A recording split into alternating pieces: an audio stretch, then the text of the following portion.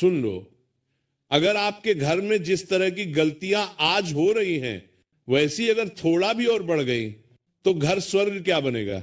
घर का सुख, शांति, लक्ष्मी सब एक एक करके आपके हाथों से निकल जाएगी।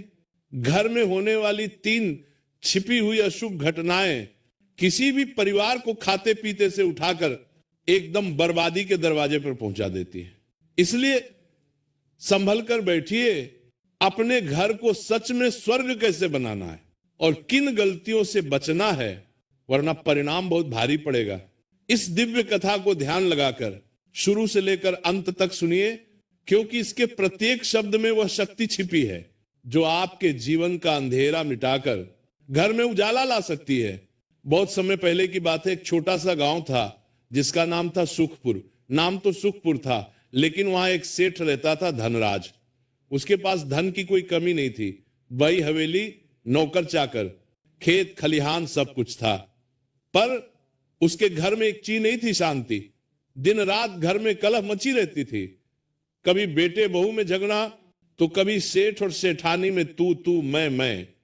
ऐसा लगता था मानो उस हवेली की दीवारों में ही आग लगी हो। एक दिन उस गांव में एक बहुत पहुंचे हुए महात्मा है। उनका तेज ऐसा था कि जैसे सूरज की पहली किरण। सेठ धनराज ने सोचा कि शायद ये महात्मा जी ही मेरे घर की परेशानी दूर कर सके। वो दौड़ा दौड़ा महात्मा जी के चरणों में जा गिरा और रोते हुए बोला, महाराज, मेरे पास सब कुछ है पर घर में सुख नहीं है। मेरा घर तो नर्क बन गया है। मुझे कोई ऐसा मंत्र दे दीजिए, कोई ऐसा ताबीज दे दीजिए जिससे मेरा घर स्वर्ग बन जाए। महात्मा जी मुस्कुराए। उन्होंने सेठ की तरफ देखा और वे शांत भाव से बोले, सेठ जी, घर ईंट पत्थर से नहीं, घर में रहने वाले लोगों के भाव से स्वर्ग बनता है। स्वर्ग कोई ऊपर आसमान में नहीं है, उसे यही धरती पर अपनी इसी 4 दीवारी के भीतर बनाना पड़ता है। और इसे बनाने का मंत्र मेरे पास है, लेकिन वो मंत्र काम तभी करेगा जब तुम एक परीक्षा पास करोगे। सेठ तो वैसे भी परेशान था, वो तुरंत तैयार हो गया। महाराज, आप जो कहेंगे मैं करूंगा, बस मेरे घर की ये कलह मिट जाए। महात्मा जी ने अपनी झोली से एक छोटी सी, बहुत ही साधारण सी लकड़ी की डिब्बी निकाली। उन्होंने कहा, सेठ, इस डिब्बी में एक जादुई बीज है। इसे सहनशीलता का बीज कहते हैं। तुम्हें इसे ले जाकर अपने घर के आंगन में गाड़ना होगा, लेकिन शर्त यह है कि जब तक ये बीज पौधा बनकर बाहर ना आ जाए, तब तक तुम्हें और तुम्हारे परिवार को एक नियम का पालन करना होगा। अगर वो नियम टूटा तो ये बीज कभी नहीं उगेगा और घर कभी स्वर्ग नहीं बनेगा। सेठ ने उत्सुकता से पूछा, वो नियम क्या है महाराज? महात्मा जी बोले, नियम बहुत सरल है पर निभाना बहुत कठिन। अगले 21 दिनों तक तुम्हारे घर में जब भी कोई गुस्सा करे, जब भी कोई कौवा शब्द बोले या कोई गलती करे, तो दूसरे व्यक्ति को जवाब नहीं देना है। बस मन ही मन इस बीज को याद करना है और चुप रह जाना है। जैसे ही तुम जवाब देने के लिए जुबान खोलोगे, समझो बीज वहीं मर जाएगा। क्या तुम और तुम्हारा परिवार ये कर पाओगे? सेठ ने सोचा कि बस चुप ही तो रहना है, इसमें क्या बड़ी बात है। उसने डिब्बी ले ली और घर आ गया। उसने अपने बेटे, बहू और पत्नी को बुलाया और महात्मा जी की सारी बात बताई। सबने सोचा कि चलो इतनी पूजा पाठ करा ली, अब ये भी करके देख लेते हैं। उस शाम सेठ ने बड़े विधि विधान से आंगन के बीचों बीच वो बीज गाड़ दिया। पहला दिन तो जैसे तैसे निकल गया। सबको डर था कि कहीं बीज खराब ना हो जाए, इसलिए सबने अपने होठ सी लिए थे। लेकिन असली परीक्षा तो दूसरे दिन शुरू हुई। सुबह सुबह सेठ की बहू से चाय का कप छूटकर गिर गया, कांच बिखर गया और गर्म चाय फर्श पर चल गई। सेठानी जी, जो हमेशा छोटी छोटी बात पर चिल्लाती थी, उनका मुंह खुलने ही वाला था। उनके अंदर का गुस्सा उबल रहा था कि देखकर नहीं चल सकती क्या। तभी उनकी नजर आंगन की उस मिट्टी पर पजी जहां वो बीज गढ़ा था, उन्हें महात्मा जी की बात याद आ गई, अगर जवाब दिया तो बीज मर जाएगा। सेठानी जी ने अपनी जीभ दांतों तले दबा ली। वो कुछ नहीं बोलेंगी, बस चुपचाप उठी और कपड़ा लाकर चाय सान करने लगी। बहू, जो डांट सुनने के लिए तैयार खड़ी थी और डर से कांप रही थी, उसे अपनी आंखों पर विश्वास नहीं हुआ। उसने सोचा था कि अब सास ताने मारेंगी तो वो भी पलटकर जवाब दे देगी कि गलती से ही तो हुआ है। लेकिन जब सास ने कुछ नहीं कहा तो बहू का दिल पिघल गया, उसे अपनी गलती का गहरा एहसास हुआ। वो दौई और सास के हाथ से कपड़ा लेकर बोली, मां जी आप रहने दीजिए, मुझसे गलती हुई है, मैं सहन कर देती हूं। उस दिन घर में अजीब सी शांति थी, वो शांति जो शायद सालों से उस हवेली ने महसूस नहीं की थी।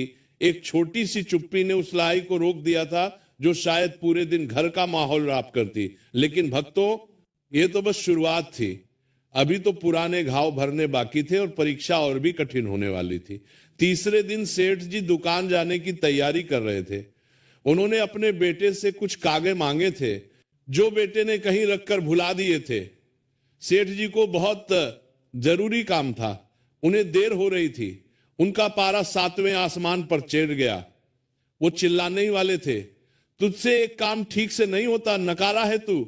उनका हाथ हवा में उठा, मुट्ठी भिंची हुई थी भी, उनकी नजर भी आंगन पर पड़ी। वो रुक गए, चेहरा लाल था गुस्से से, पर जुबान पर ताला लगा हुआ था। वो बिना कुछ बोले खुद ही कागज ढूंढने लगे।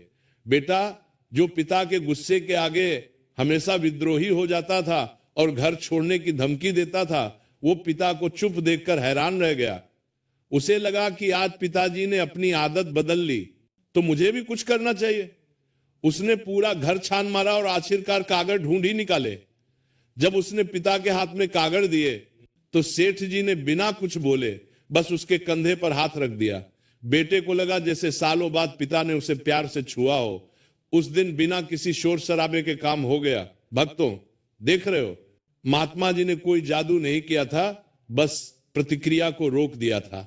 जब हम आग में घी डालना बंद कर देते हैं तो आग अपने आप बुझ जाती है।